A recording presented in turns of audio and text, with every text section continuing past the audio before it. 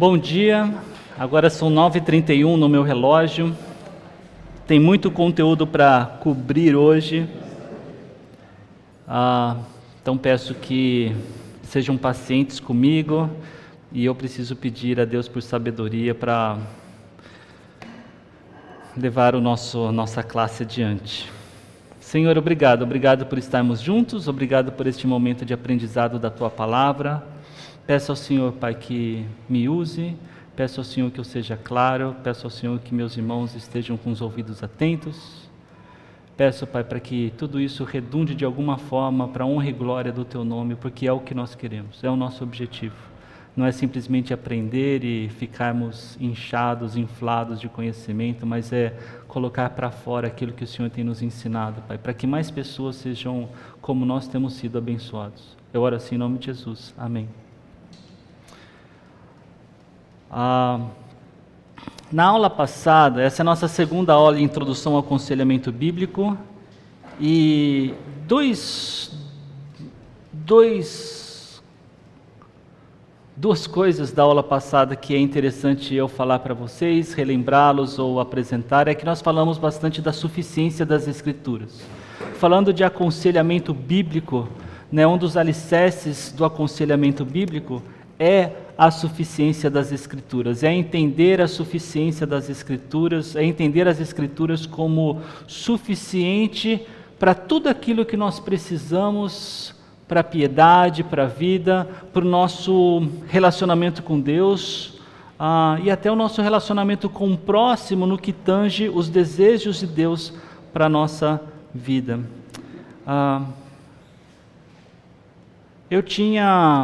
Eu não vou usar a televisão hoje, tá? E até falo para vocês, preparem a Bíblia de vocês, o celular de vocês, mas quando eu coloquei uma definição minha, no meu nome de aconselhamento bíblico, ficou assim: aconselhamento bíblico é uma disciplina teológica que aplica as verdades das Escrituras às realidades da vida. Aconselhar biblicamente é essencialmente uma conversa em que uma pessoa apresenta suas lutas, dúvidas ou pedidos de ajuda, oferecendo uma direção fundamentada na palavra de Deus.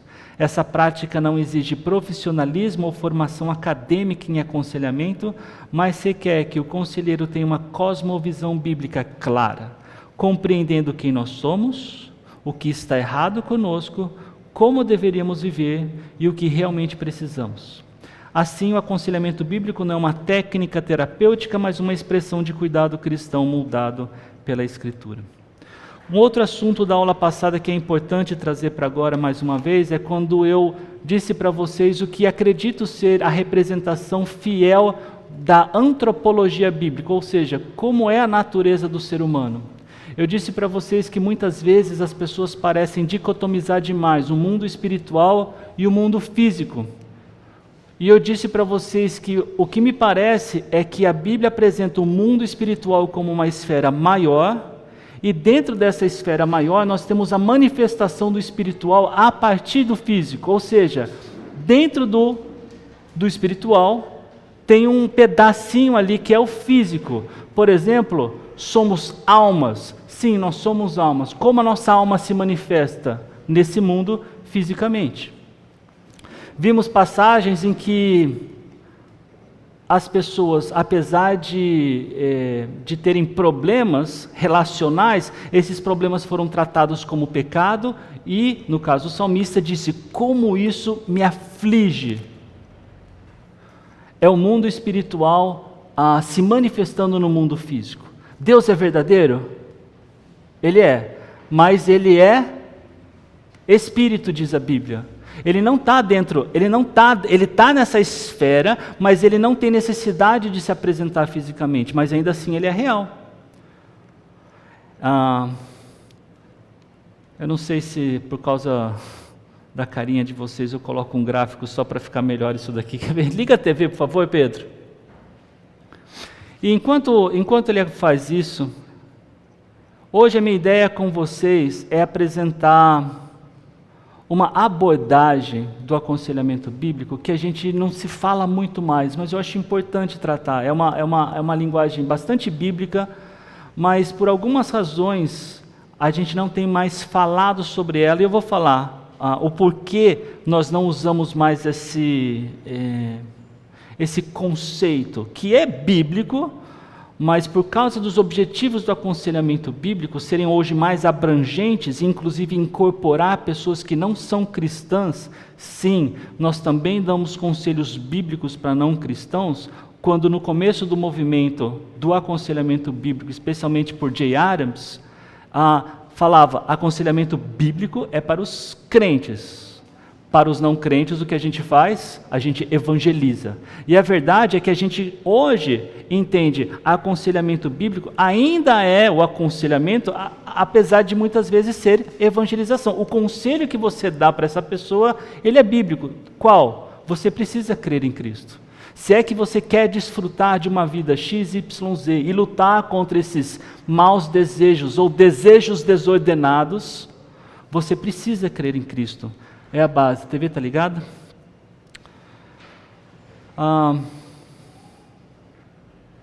Então, o que eu mostrei na semana passada, eu até fiz mais gráficos aqui, era que geralmente as pessoas olham assim para a realidade do mundo, né? Algumas vezes assim, o que é um pouquinho melhor, às vezes assim, quando na verdade me parece que a Bíblia fala dessa realidade. O mundo espiritual, ele é maior do que o mundo físico, e o físico é uma expressão, é uma manifestação do mundo espiritual. Tá? É por isso que, quando a gente estudou Eclesiastes aqui, é que todos nós estamos debaixo do sol. E o nosso exercício é o quê? Enquanto debaixo do sol, entender que nós precisamos olhar além do sol. Ali é que a gente incorpora os valores, a cosmovisão bíblica para a nossa vida. Nós não deixamos de nunca ficar debaixo do sol. Mas Deus está ali, além do sol, e é para onde a gente deve olhar. Bem, tendo dito isso, eu queria dizer que desde 2012, né, eu coloquei 2012, ainda que não seja exatamente sobre lá, mas é sobre lá que o material que eu estou usando para falar com vocês, esses 13 anos desde lá, tem tido muitas mudanças no movimento, não na doutrina, mas no movimento do aconselhamento bíblico. O aconselhamento bíblico não é uma doutrina, de fato. Mas o que acontece é que começou a se ter uma maior sensibilidade pastoral, uma melhor eficácia no cuidado das almas. Né? E quais são esses elementos de mudança de, 2012 para cá? Ela tem tido uma ênfase mais ao invés de olhar para a pessoa somente para o pecado dela e tratar o pecado dela, o aconselhamento bíblico começou a ampliar isso e falar, eu vou cuidar também do sofrimento dessa pessoa. Então a gente sabe que o pecado ele traz sofrimento. Seja você o pecador, seja você o que sofre com o pecado do outro. Mas ao invés de ficar somente olhando para o pecado, agora eu quero olhar para o sofrimento, eu quero cuidar do sofrimento dessa pessoa. Outra coisa é a transição da linguagem de idolatria para desejos desordenados. Tá? Então, essa linguagem ela foi muito útil, tá? Durante muito tempo, e ela ainda é útil, mas ela talvez seja muito ofensiva para aqueles que estão tendo um ouvido, eu não quero chamar de imaturo, mas o nosso contexto cultural, ele está trazendo, falando na linguagem do mundo, as pessoas estão ficando muito mimizentas. Essa é a linguagem do mundo. Hipersensíveis. E parece que você chamar de pecado o que é pecado, acaba aterrorizando a pessoa. E isso, da perspectiva do conselheiro, levanta uma questão sobre a maturidade e o conhecimento das escrituras daquela pessoa. E ao invés de se perder aquela pessoa de primeira, é preferível trazer uma linguagem mais inclusiva, para que então, no processo de aconselhamento, você conduza a pessoa à maturidade que ela precisa para falar daquilo conforme os conceitos bíblicos, se é que eles às vezes são necessários. O que eu estou querendo dizer com isso sobre necessários? Eu tenho certeza que quando você vai num médico, talvez ele tenha um nome para a doença que você tem, que quando ele falar você não consegue nem pronunciar. Mas ele vai te falar o que você tem com um outro rótulo, para que você compreenda, para que seja o suficiente para você levar para casa e não desesperar o resto da família. E quanto mais maduro é a pessoa em escutar, talvez ela fale, inclusive, o termo, para depois você ir lá no Google e ficar mais assustado ainda com o que o Google vai te falar a respeito daquilo. Um outro ponto é que, lá pela década de 70, né, com de novo esse personagem histórico, um presbiteriano, J. Adams, começa a falar, opa, o nosso século, enquanto cristãos, nós terciarizamos o cuidado com as pessoas para a psicologia. A igreja era assim, não, vai para o psicólogo XYZ. Ele falou, precisamos retomar isso para a igreja, porque isso era da igreja. No século XIX, era a igreja que cuidava das almas. Então o que ele acontece? Ele começa a estudar as escrituras e mostrar, olha, nós temos tudo o que precisamos para fazer esse cuidado.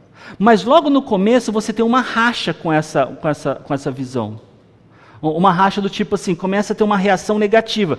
Não, psicologia está lá, aconselhamento bíblico está aqui. O que acontece é que nesses anos, especialmente nesses últimos anos, tem tido uma melhor colaboração. E não é uma colaboração onde o conselheiro bíblico entende que a psicologia traz os efeitos que a palavra de Deus traz. Não é isso.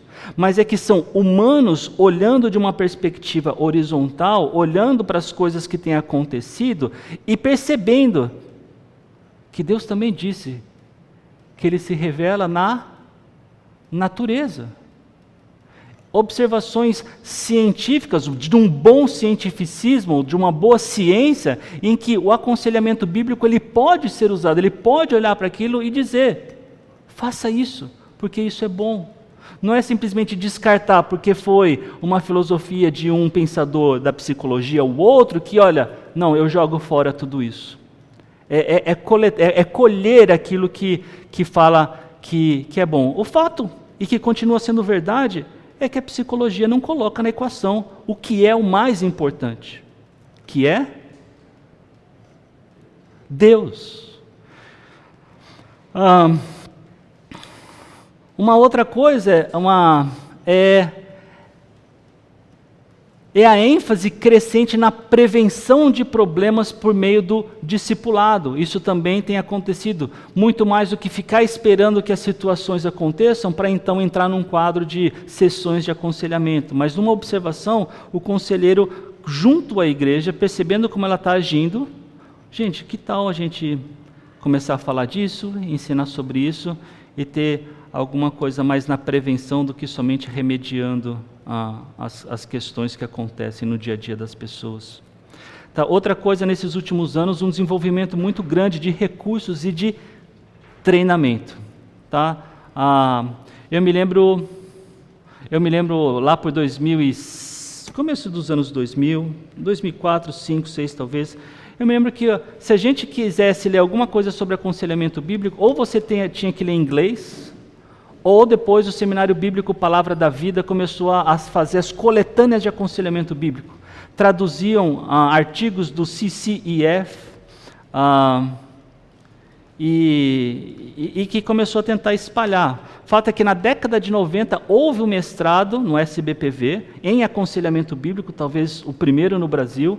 Esse professor responsável por isso, ele deixou o seminário lá pelos anos 2000, mas ficaram aqueles que se formaram no mestrado. Eu acho que até no primeiro só um se formou, mas hoje, para vocês terem uma noção, esse que se formou, ele é o pastor da Igreja Batista Pedras Vivas em São Paulo. O nome dele é Jairo Cáceres e ele é o presidente da igreja que tem a publicação Nutra, a editora Nutra, que só publica livros de aconselhamento bíblico. Tá? Bem, ídolos do coração, é isso que a gente vai falar. Hoje o objetivo da aula, eu quero ler com vocês rapidamente, mas é entender que a idolatria hoje está nos desejos que tomam lugar de Deus no coração, compreender o papel do coração como origem dos pensamentos, desejos e ações, e de identificar como se forma um ídolo por meio da tríade, né? Pensar, desejar e agir, aplicar princípios bíblicos e situações reais da vida, aprender o caminho bíblico para a transformação do coração e refletir sobre exemplos bíblicos como Raquel e Ana. E ser desafiado à autoavaliação, arrependimento e confiança. Eu não quero acelerar a ponto de somente eu falar aqui. Se não der tempo, eu não acho que vai dar tempo de fazer tudo o que eu gostaria, a gente deixa para a próxima aula. Eu quero muito que vocês façam alguns exercícios, tarefas, e a gente converse como foi na aula passada. Tá? Por isso eu já peço para vocês, alguém abre em Ezequiel 14:3 e outro lá em Êxodo 32. Quem abrir em Êxodo 32, procura aí o trecho da questão do bezerro de ouro.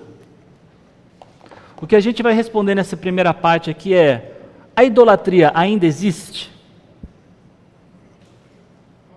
Ok.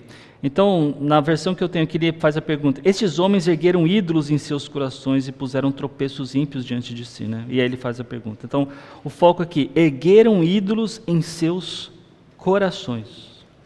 Tá? Em Êxodo 32, talvez ao invés de ler, alguém pode dar um resumão do que é essa história desse bezerro de ouro? Quem sobe na montanha lá? Moisés, o que ele foi fazer lá? Ok, e quanto tempo ele fica lá? Ele fica lá uns dias, né, umas semanas lá. O que acontece lá embaixo? Eles ficam ansiosos, ou ficam perdidos, ficam esperando. E aí alguém tem uma ideia, qual é a ideia? Exato, construir um Deus. Vamos aproveitar, a gente saiu do Egito, ali tinha bastante, né? A gente pode fazer um para a gente também. Moisés, não sei o que deu na cabeça dele, já não está mais cuidando da gente, falou que ia tirar a gente e levar para um lugar, a gente está parado aqui esperando. Então vamos. E aí, quem tem aí uns colares, uns negócios jóias aí para a gente poder fazer um negócio bonito? Eu, aqui. E aí, o que acontece? Aí eles fazem um bezerro de ouro, Moisés desce, e Moisés gostou, olha a festa, hoje é festa, lá no... Chega lá e vê aquilo lá, inclusive ficou tão indignado, o que acontece? Oi? Quebrou as tábuas da lei, a versão original. O que aqueles lá embaixo estavam fazendo? Estavam idolatrando. Eles tinham um ídolo.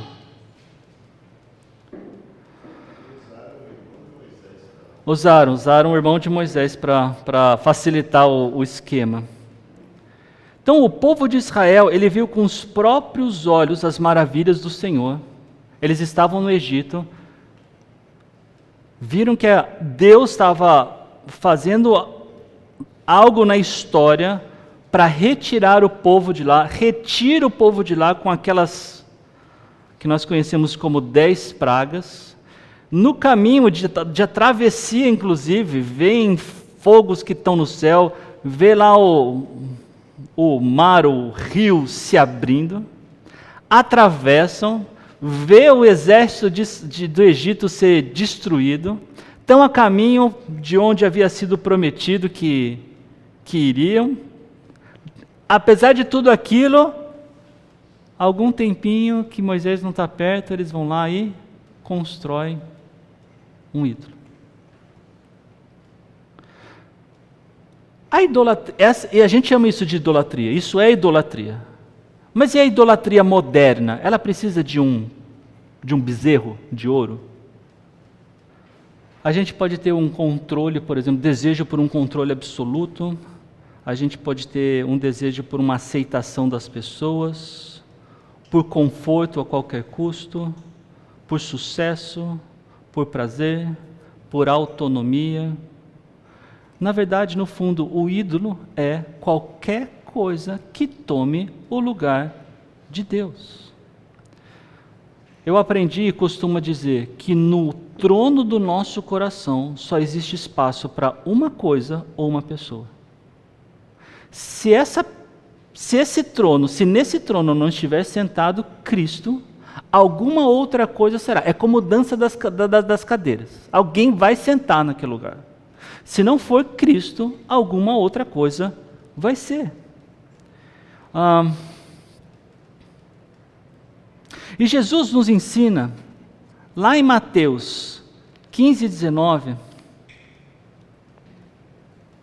pois do coração saem os maus pensamentos, os homicídios, os adultérios, as imoralidades sexuais, os roubos, os falsos testemunhos e as calúnias.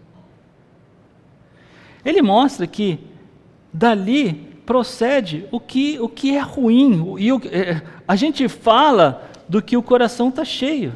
Então, o que ocupa os nossos pensamentos, as nossas energias, os nossos afetos, é aquilo que está cheio o nosso coração. Uma vez falaram assim, aquilo que você pensa enquanto você está tomando banho, é o que está ocupando o seu coração. Talvez seja o desemprego, talvez seja o relacionamento com o cônjuge, talvez seja a busca por uma outra pessoa fora do seu casamento, talvez seja o dinheiro que está faltando, ou a má administração do dinheiro, mas de alguma forma aquilo que você pensa está ocupando e está lutando, se é que ele já não tem o lugar daquele trono no coração. Então, quando a Bíblia fala de coração, a gente viu em Ezequiel a palavra coração, a gente vê no Novo Testamento a palavra coração, a gente percebe que o coração ele tem um lugar muito específico e especial quando a gente olha para a Bíblia e quando a gente olha para as nossas vidas. Então, a gente precisa entender o que é o coração segundo a Bíblia. Porque quando a gente fala de idolatria do coração, se a gente não entender o que é coração nessa história, a gente acaba errando o alvo, errando as definições que o próprio Deus dá, para então termos o cuidado que precisamos ter uns com os outros. E eu pergunto, aqueles que já têm mais uma caminhada aí, o que é o que o coração representa para o cristão, ou para uma interpretação bíblica do coração? O que é o coração?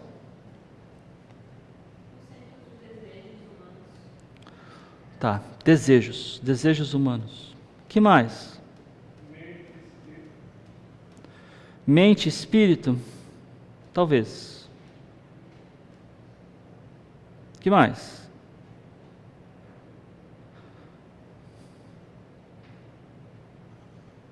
Alguém consegue lembrar de alguma passagem que nos ajuda a entender um pouquinho sobre o coração humano?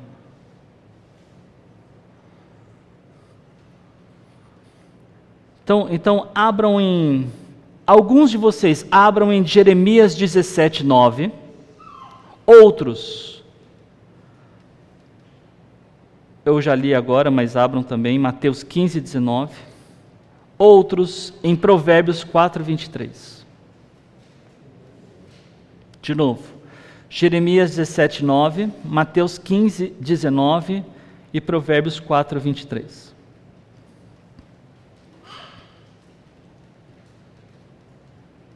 Alguém pode ler para a gente Jeremias 17, 9? O coração humano é mais enganoso que qualquer coisa e é extremamente perverso. Quem sabe de fato quanto é mal. Ok. Qual é a aplicação disso? Será que o nosso coração, por si só, consegue entender o que é certo e o que é errado?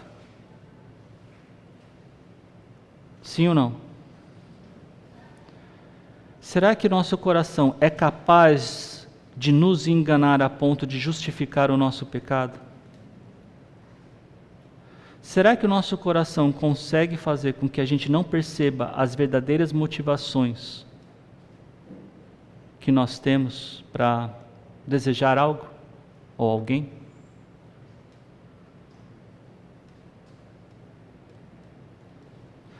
Esse versículo está falando, não deseje, ou não confie cegamente no seu coração. Por quê? Porque ele precisa de correção, ele precisa de exposição da verdade, para que você entenda o que é a verdade. Mateus 15, 19.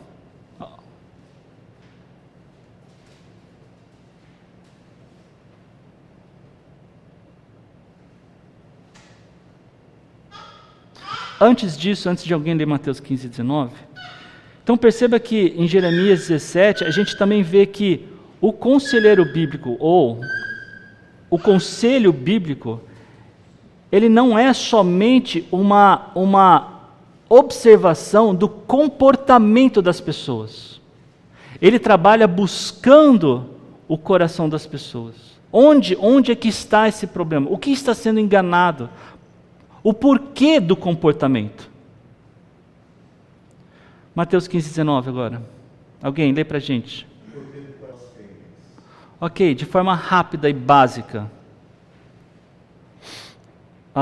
O pecado não começa do lado de fora, mas do lado de dentro. E ensina que os nossos atos pecaminosos são frutos de um coração que já está contaminado. O comportamento é espelho do coração. Se alguém mente, é porque o coração valoriza, não é valoriza simplesmente a mentira, mas pode ser a autoimagem, por exemplo. Se alguém é dominado por inveja, é porque acredita que Deus não foi bom o suficiente para ele. O coração é o lugar onde germina, onde começa a idolatria. Provérbios 4, 23. Alguém?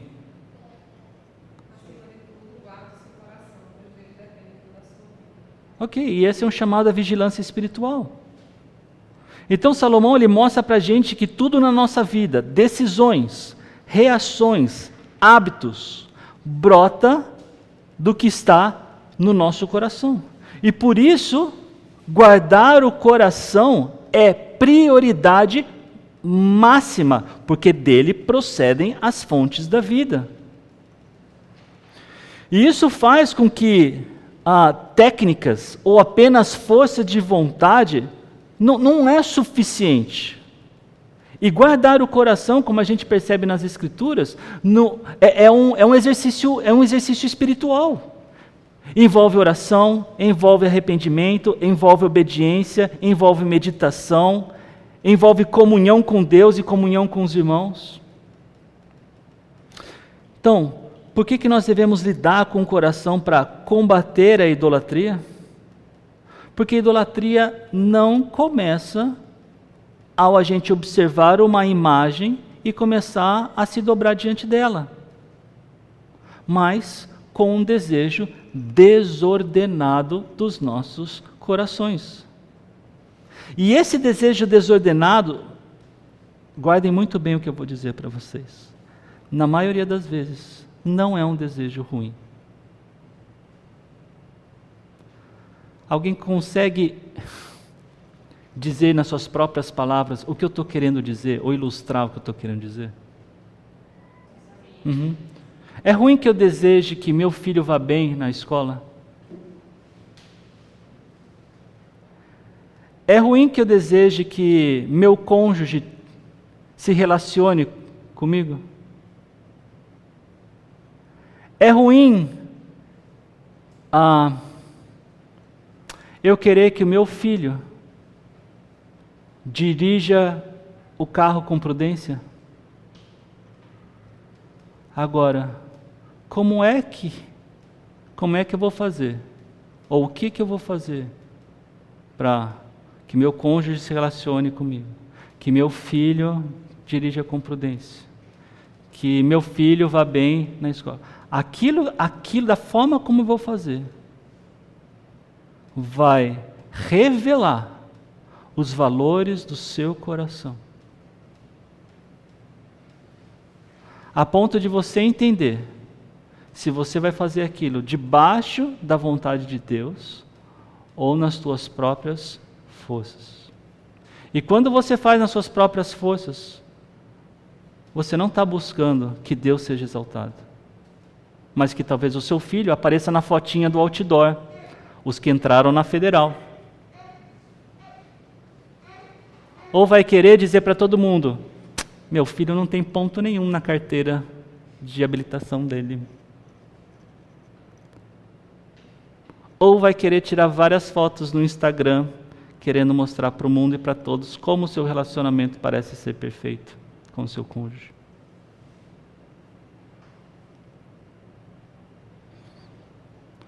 O conselheiro bíblico, o aconselhamento bíblico, ele olha com estes olhos para entender o que está acontecendo no coração da pessoa.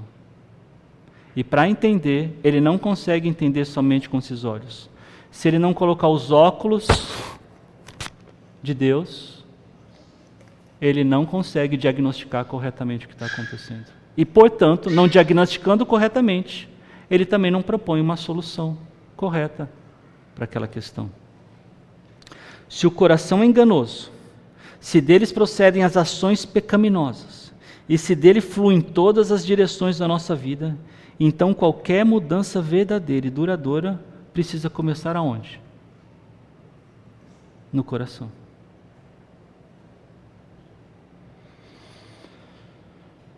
O que a gente vê com esses olhos são os sintomas de ídolos ou de desejos desordenados que a gente não consegue enxergar. Então, tratar apenas o que aparece, ou seja, somente o sintoma, é como enxugar gelo. E a gente precisa entender qual é a raiz. E a gente já sabe que a raiz é o coração, a questão, o que está acontecendo naquele coração. Um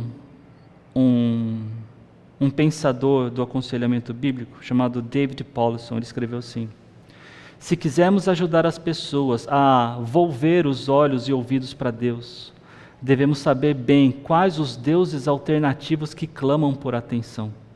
O arrependimento consciente começa a florescer quando vejo tanto as minhas distorções, quanto as distorções que me são impingidas, colocadas pelas outras pessoas. Tim Keller, ele fala assim: um ídolo é qualquer coisa que seja mais importante que Deus para você. Qualquer coisa que absorva o seu coração e imaginação mais que Deus. Qualquer coisa que só Deus pode dar.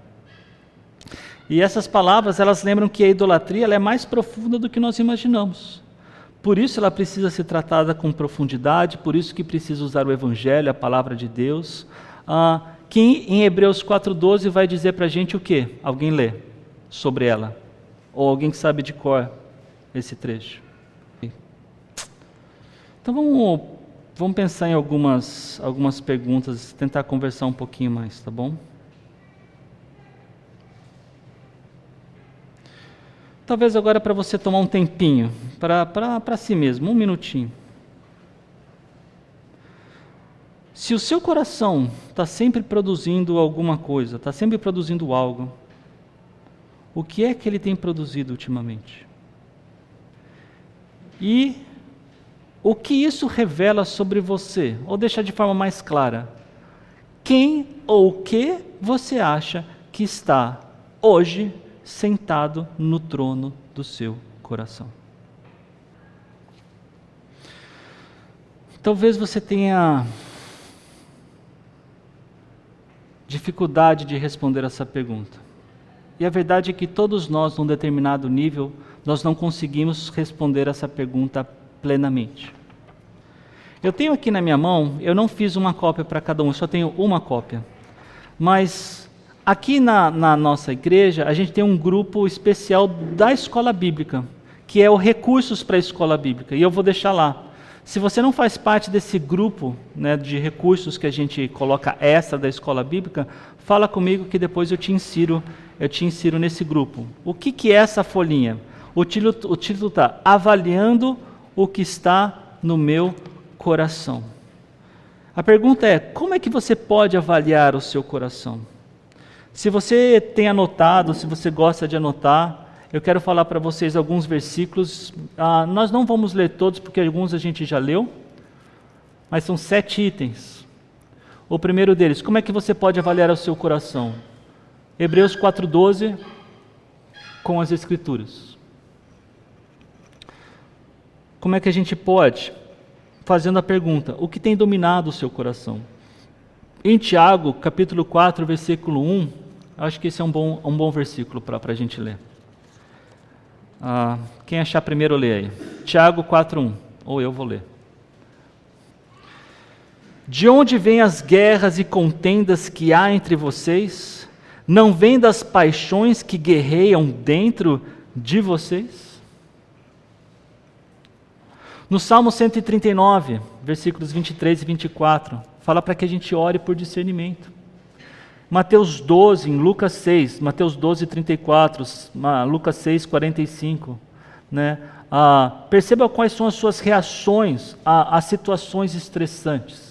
Será que você consegue perceber quando um carro te fecha no trânsito? Como é que você reage? Quando o teu chefe ou um professor fala alto contigo, como é que você quer reagir àquilo? Quando o seu irmão ou a sua irmã pega alguma coisa escondida de você? Quando o seu cônjuge fala num tom de voz, como é que você reage a isso? Também avalie Gálatas 5, dos versículos 19 a 23, e veja se aquilo que você tem produzindo são obras da carne ou se são frutos do Espírito.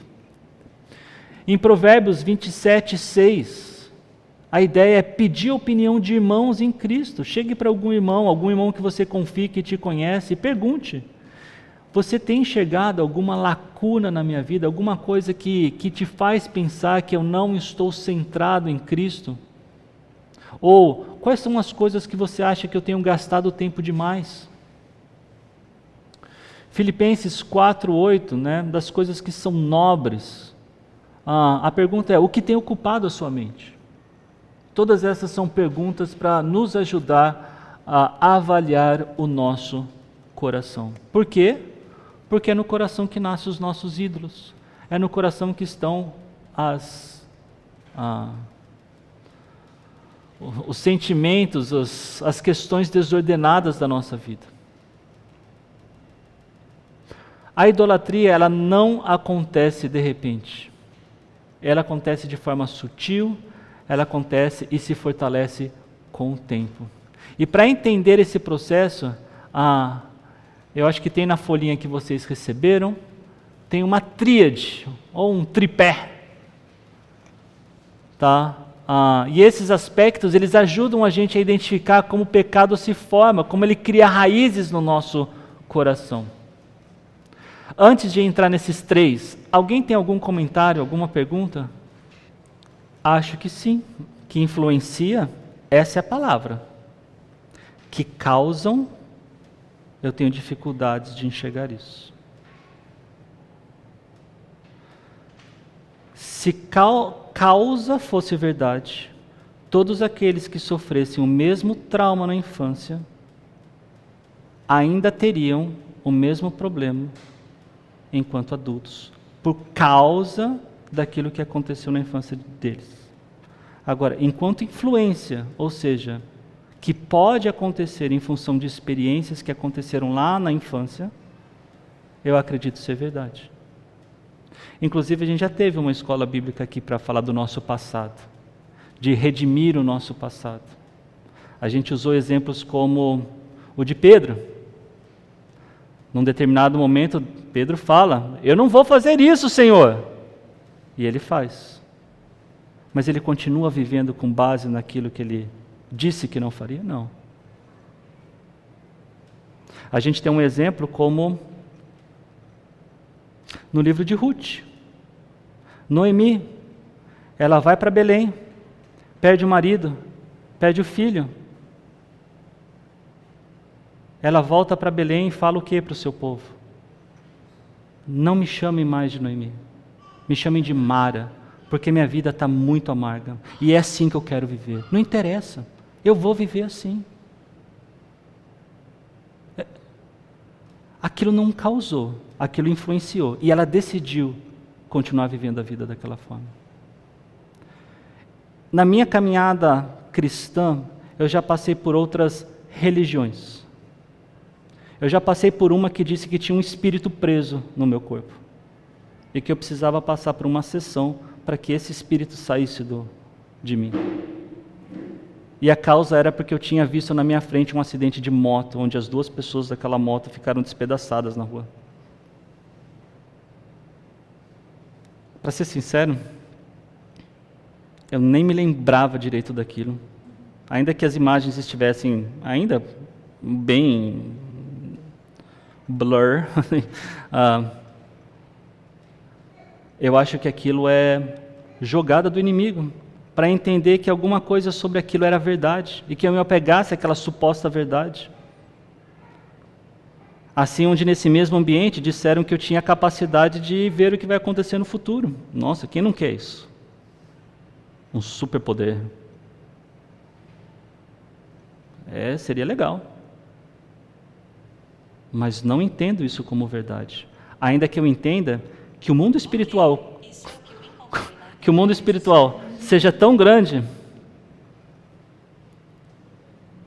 que, bem, Apocalipse descreve que 1/3 dos anjos caíram. Eu acredito que eles têm uma rede de contato tão boa que não é impossível, que eles sabem que a gente está conversando aqui. Eles sabem como cada um de vocês age e assim como faz a própria Bíblia, muitas das previsões ou das profecias bíblicas, não é porque ele está tendo uma ação mediúnica e alguém está dizendo para ele o que vai acontecer lá no futuro. Muitas vezes os profetas, sabe o que eles fazem? Eles estão lendo o Antigo Testamento, eles estão lendo a lei, e na lei está escrito, se vocês não fizerem isso, vai acontecer isso. Se vocês não fizerem... Você que o profeta fez? Ele não adivinhou o futuro, ele simplesmente leu o passado. Então, assim como talvez vocês tenham amigos e conhecidos, ou gente dentro da família que você fala, se você continuar fazendo isso, vai acontecer isso. A probabilidade é essa. O livro de Provérbios muitas vezes é isso. Instrua a criança no caminho em que ela deve andar. Quando for mais velha, ela não vai se desviar. Se você não fizer isso, o contrário também é verdade. A chance de aquilo acontecer. Então, eu não acho, Josué, que a gente precisa passar por um processo de hipnose, um processo de verificação do nosso passado e avaliação dele, tudo isso. Porque nós temos uma pessoa que prometeu que quando está nas nossas vidas, ele nos ajudaria a lidar com isso. Essas questões continuam sendo influências nas nossas vidas? Sim. Mas o que a Bíblia fala e nos ensina é olhar para os traumas do passado e redefini-los de acordo com as lentes de Deus. Puxa, fui abusado pelo meu pai. Eu não fui. Digo, por quem foi? Talvez seja uma das experiências mais difíceis humanas que existe. O que eu vou fazer com o que aconteceu vai definir o meu presente e o meu futuro. E em Cristo, a gente aprende a olhar para essas experiências. A gente aprende o significado de perdão. A gente aprende o significado de misericórdia. A gente aprende que nós somos tão podres que somos capazes de errar com outras pessoas a uma altura incrivelmente nojenta. Não sei se eu já respondi a sua pergunta, Josué.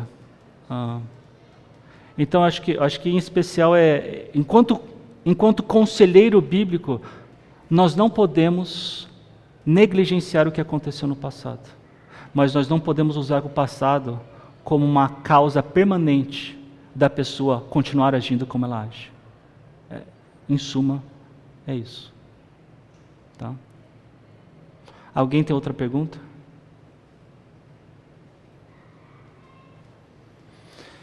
Já que não, nessa tríade, nesse tripé, o primeiro aspecto a ser considerado é o cognitivo.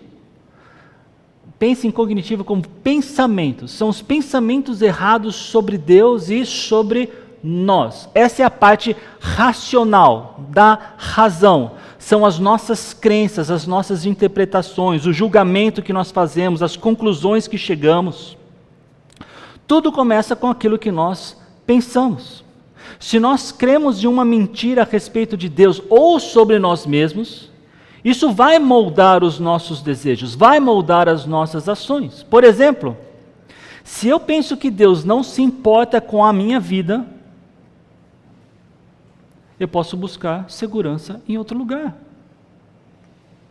Talvez seja dinheiro, talvez seja num relacionamento, talvez seja num sucesso, na fama. Se eu creio que o valor da minha vida, ele está no que as pessoas falam a meu respeito, então eu vou começar a idolatrar e colocar boas fotos no meu Instagram e vou ficar desesperado quando não tiver comentários. Comentários positivos, obviamente. Mas eu vou viver buscando ouvir coisas boas do que as pessoas falam a meu respeito. Pensar num exemplo bíblico. Eva, ela acreditou na mentira que foi contada a respeito de Deus. De que Deus, qual era a mentira? Ele estava escondendo algo bom. E ao pensar algo errado sobre o caráter de Deus, o que aconteceu? Ela abriu espaço para o desejo desordenado dela. Posso ser como Deus. Uau! Outra perna do tripé é a questão afetiva, ou as emoções. São os desejos. Desejos errados que tomam o lugar de Deus. Aqui é a questão motivacional do coração, a questão emocional do coração. Aqui é onde se encontram os anseios, os medos, as carências, as paixões. E o problema não é o desejo, mas é o desejo de colocar alguma outra coisa em primeiro lugar ou antes de Deus. Esse é o problema. Não é problema desejar, não é problema desejar ter um bom carro, não é problema desejar ter casa própria, não é problema desejar ter um bom emprego. O problema é que essas coisas tomam o lugar de Deus nas nossas vidas. Aí, por que isso é um problema? Porque se nós somos criaturas de Deus, se nós fomos criados por Deus, Ele estabeleceu uma ordem. E a ordem que Ele estabeleceu foi: eu devo estar em primeiro lugar. Desejo por conforto é pecado? Sim ou não, gente? Não, não é. Mas viver pelo desejo do conforto é pecado? Sim, é pecado. Desejar ser amado é legítimo? Sim, é legítimo. Mas depender do amor dos outros para se sentir completo, para se sentir bem, esse é um problema. Um exemplo bíblico. Raquel. Quem foi Raquel? Oi? Oi? Isso. Não é a esposa de Jacó. Ela desejava muito ter filho. Lá em Gênesis 31. Dá-me filhos, senão morro. A maternidade deixou de ser uma bênção e se tornou um ídolo. O seu desejo de ter filhos é legítimo, mas ele se tornou descontrolado. O outro e último pé desse tripé é a questão volitiva. Hábitos errados que revelam onde está o nosso coração. Essa é a parte da vontade, essa é a parte das escolhas. Então, depois de pensar errado, depois de desejar intensamente alguma coisa que não Deus, nós passamos a sentir, a nos emocionar com aquilo. Então nós desenvolvemos hábitos e um comportamento que reforça a idolatria, que expressa aquilo que já está plantado no coração. Alguns exemplos. Alguém que idolatra controle, ele pode reagir com raiva sempre que perde o domínio da situação. Quem idolatra conforto pode se tornar preguiçoso ou fugir das responsabilidades difíceis. Quem idolatra aprovação pode viver em constante ansiedade e manipular as pessoas para que seja aceito. Um exemplo bíblico. O jovem rico, ele tinha o hábito de confiar nas suas posses. Quando Jesus pediu para ele que abrisse mão daquilo que tomava lugar de Deus na vida dele, o que ele fez? Fala mais alto ali. Isso, não quero. Eu vou nessa. Onde tudo começa? O processo de formação desse ídolo geralmente tem esse jeitão. Primeiro você pensa errado sobre Deus, ou sobre si mesmo, sobre o mundo. Depois você deseja algo mais do que Deus, e aí você escolhe, você decide viver em função desse desejo. O resultado, esse cara acabou de sentar no trono que está lá no seu coração. Esse cara, essa coisa. Tá? Para a gente pensar isso de uma forma mais prática, eu queria que vocês pensassem num exercício junto comigo. Até aplicando essa tríade, tá bom? Alguém pode me explicar, se é que sabe, o que é bulimia? Tem emoções ligadas a esse. Eu vou ler para vocês como eu pesquisei. Bulimia nervosa é um transtorno alimentar caracterizado por episódios recorrentes de compulsão alimentar seguidos de comportamentos compensatórios, como vômitos autoinduzidos, como excessivo de laxantes, jejuns prolongados ou exercícios físicos em excesso. Normalmente esses episódios são acompanhados de sentimento de culpa, vergonha, ansiedade e uma autoimagem distorcida. Do ponto de vista bíblico, pastoral, e é isso que a gente está aprendendo nessas aulas, é que a gente não reduz nenhum problema a somente uma dimensão física. Por quê? Porque se nós acreditamos que a esfera da realidade ela é desse tamanho e a física é desse tamanho, tudo o que acontece na física tem coisa espiritual. Ainda que às vezes nós não saibamos o que de espiritual tem nisso. O que nós sabemos é que mesmo numa questão de bulimia, Deus não se ausentou da história para que uma pessoa passasse por isso. Ela ainda está presente na história e inclusive na história dessa pessoa. Então nós sabemos que muitas vezes há ídolos do coração por trás desses comportamentos, como o desejo de controle, aceitação, aparência, perfeição, ou às vezes até mesmo autopunição. Deixa eu perguntar para vocês. Vocês acham que essas últimas palavras que eu falei para vocês têm ou não têm a ver com questões que a Bíblia pode nos ajudar? Ou não, a Bíblia não fala nada a respeito de autoaceitação. Ou, desculpa, aceitação do... Até autoimagem. Ou sobre o desejo de controle.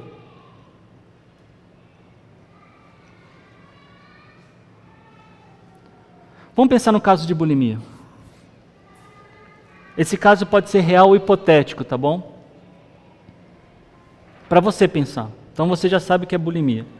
Se quiser pensar num caso, vamos pensar na Maria. Maria, ela, a cada 2 dias, ela come, depois vomita, ela parece passar muito tempo na frente do espelho, os pais dela estão preocupados com ela, e ela está pesando 42 quilos, sendo que ela tem 1,70 m de altura. O que essa pessoa acredita sobre si mesma, sobre o seu corpo e sobre Deus?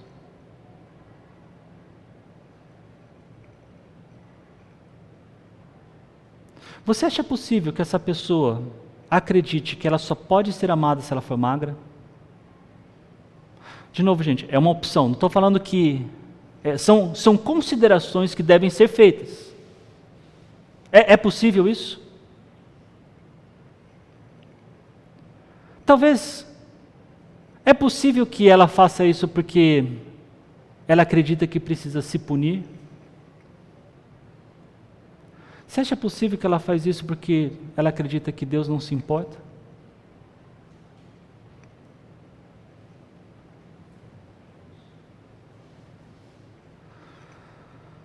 Deixa eu pegar um caminho paralelo aqui, não é a ver com bulimia. Foi muito, muito interessante para mim uma situação em que, diante de uma menina, uma moça adolescente, pré-vestibulando, talvez uma das melhores da classe dela, nos próximos 2 meses, possivelmente, ela faria o Enem, o vestibular. De alguma forma, ela é convidada a estar comigo, porque disseram para mim que ela estava chorando muito em sala de aula. Era uma moça, uma adolescente atraente, bonita, cuidava do corpo dela, ela fazia atividades físicas, tinha um relacionamento bom com os pais, tinha um namorado, quem ela gostava bastante. E naquela ocasião, olhando, fazendo todas as perguntas que eu faço para tentar enxergar o coração da pessoa, você chega a um ponto e fala assim, está difícil aqui entender o que está provocando essa pessoa para chorar tanto. E eu fiz a seguinte pergunta.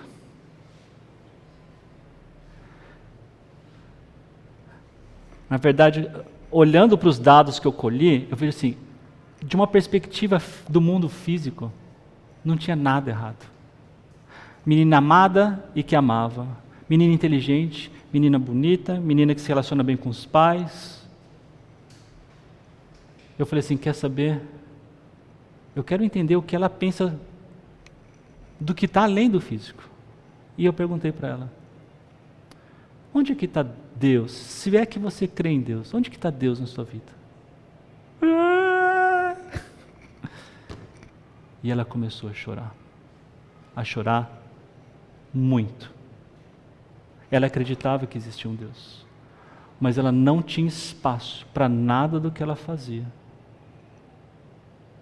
para colocar Deus na vida dela. Ou ela não tinha uma cosmovisão que entendia que tudo que ela fazia, Deus estava presente. E foram 3 sessões, as nossas conversas foram sobre isso. E graças a Deus, eu não escutei mais nada dos professores daquele colégio de que aquela aluna chorava como chorava antes, no meio do nada, em sala de aula. Gente, você vê, eu não estou terminando aqui falando para vocês que ela se tornou cristã, que ela se converteu a Jesus e que agora não sei o quê. O meu trabalho naquele momento não era esse, mas era considerar o bem-estar daquela pessoa, e foi isso que eu fiz. E fiz com que eu conhecia ser a verdade, e aparentemente o que era verdade para essa pessoa também, que começou, ainda que com a concepção que ela tinha de Deus, a entender que existia um mundo espiritual e que ela não estava lidando bem com isso, e que ela começou a considerar. Eu disse isso para vocês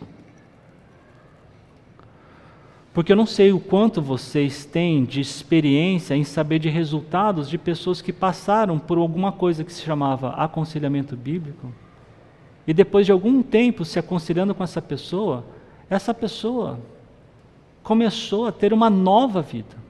E em especial, tudo que o conselheiro fez foi identificar o porquê essa pessoa estava sofrendo, mostrar para essa pessoa que o caminho para ela continuar a viver era com olhos de Deus, ajudar essa pessoa a sair do estado que ela estava para dar os primeiros passos nesse caminho a Deus, E o aconselhamento acaba nessa pessoa caminhando em direção a Deus. Não é correndo para uma outra solução, para uma outra coisa, mas é realmente deixando e lutando, que é uma batalha para todos nós, fazer com que o trono do nosso coração seja de Jesus Cristo. Não é o futebol, não é a Fórmula 1 dos domingos de manhã, não é o carro do vizinho, não é a bolsa da amiga, não são as viagens dos colegas.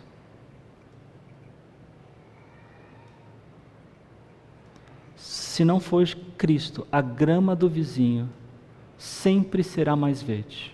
Mas a verdade é que a grama do vizinho, ela sempre é mais verde. A mudança que Cristo faz é como você olha para aquela grama. Se você está contente que o vizinho tem aquela grama, mas que você também tem a sua. E que a medida que Deus tem te dado é o suficiente para que você possa viver com alegria e desfrutar daquilo que Ele tem te dado. Porque o outro lado da história é que você não sabe que aquele vizinho também olha para a sua grama e vê a sua, muitas vezes, como mais verde do que a dele.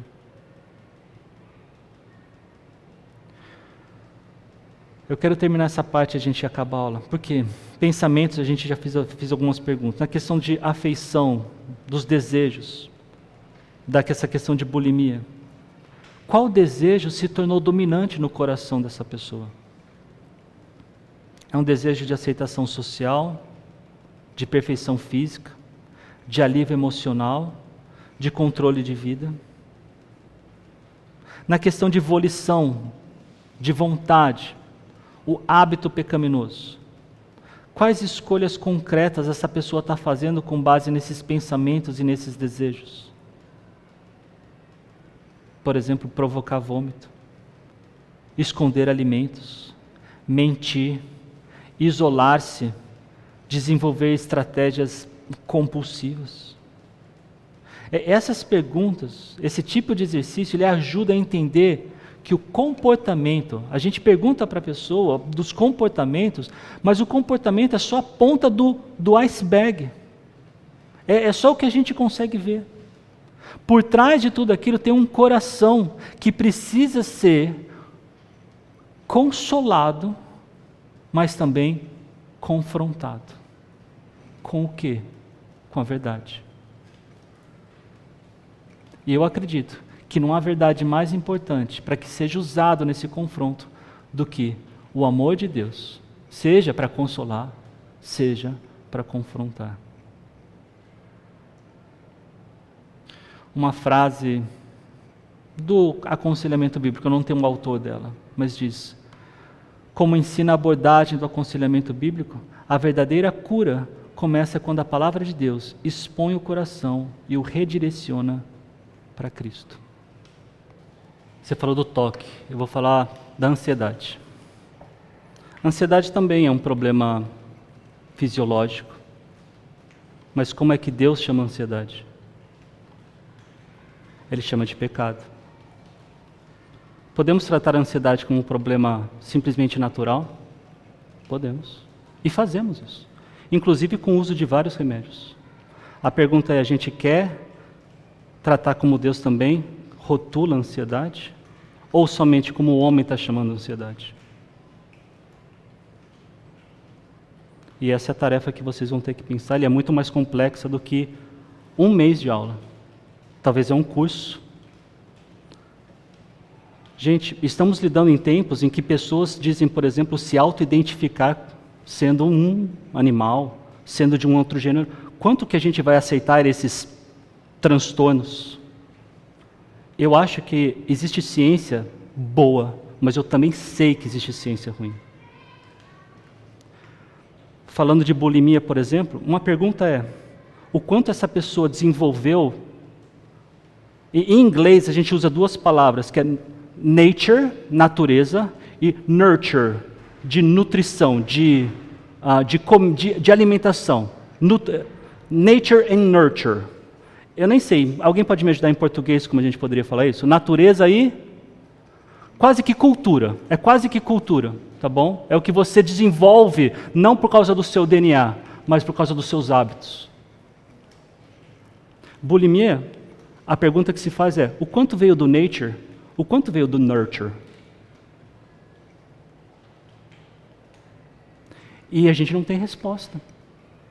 Assim como, por exemplo, vamos pensar em outra, a homossexualidade. Quando eu tinha 20 anos de idade, aqueles que me disseram que tinham tentações nessa área, vários deles disseram que tinham sido abusados. Conforme eu cresci, alguns falaram, eu nunca fui, mas eu me conheço desde pequeno. O abuso desenvolveu, o nurture, influenciou essa pessoa de tal forma a ela ter aquele hábito, aquela atitude. Mas outras não aconteceram isso. E eu acredito que lá de berço, alguns vieram com um norte, como todos nós, não se coloque fora disso. Todos nós temos a bússola do nosso coração, agora para não usar o trono.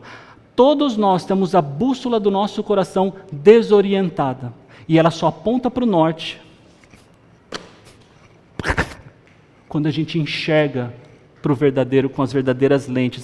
Só Cristo arruma a bússola do nosso coração para entender qual é o norte. Porque aquele que nasceu heterossexual deseja a mulher que não é dele. E aquele que nasceu com os desejos homossexuais deseja um gênero que não é o que Deus propôs. Ambos estão errados. Isso mesmo. E é por isso que o aconselhamento bíblico, como eu disse no começo, e está no caminho certo, é de olhar, por exemplo, o que a psicologia tem falado, mas nunca deixando de avaliar o que está sendo dito por aqui. Então a gente está no DSM-6, é isso, Júlia? 5 revisado. Por exemplo, eu tenho artigos para vocês que quisessem mostrar críticas ao DSM-4, por exemplo. Vai no 5, e eu andei entre psicólogos que quando chegou o 5, falaram, pioraram. E vou falar para vocês, o 6 vai trazer ainda mais características quando chegar, que vocês vão falar, enquanto cristão é uma cosmovisão cristã, você fala assim, Senhor, e muito do que vai acontecer na nossa sociedade vai acabar sendo justificada por uma perspectiva horizontal, sem Deus, do que está sendo dito como verdade. Gente, 10h46 no meu relógio, e a gente pode conversar mais sobre isso. Eu não terminei como eu gostaria, espero que na próxima aula a gente consiga fazer isso. Eu quero agradecer, obrigado pelo beliscão, né? E que a gente pense sobre isso, tá? Mesmo porque eu gostaria que fosse o desejo da nossa comunidade, que nós pudéssemos ser um centro de acolhimento de pessoas que estão sofrendo e precisam de orientação. Que sofrimento? Qualquer um. Qualquer sofrimento, porque eu acredito que a palavra de Deus pode ajudar em qualquer. Aqui não fala se ela tem que tomar Rivotril, ou se ela tem que tomar paracetamol, ou se ela tem que tomar Zolpidem.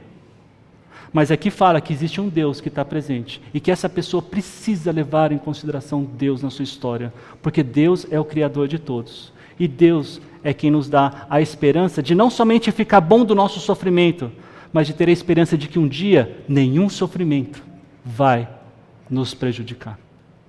Senhor, muito obrigado. Obrigado por esse tempo nosso juntos. Eu te peço, Pai, para que nos dê sabedoria, para que a gente desfrute do que o Senhor já revelou em Tua palavra a respeito de si mesmo, a respeito de nós. E que juntos, Pai, enquanto comunidade de cristãos local aqui, a gente tem esse apreço como o salmista tem pela Tua palavra. O apreço, Pai, como João Batista, como os apóstolos tiveram a ponto de morrer por Cristo, pela verdade, Senhor. Nos ajude, Senhor, nos ajude. E não somente pedindo dessa forma, porque eu sei, a começar por mim, todos nós aqui sofremos de uma maneira ou outra.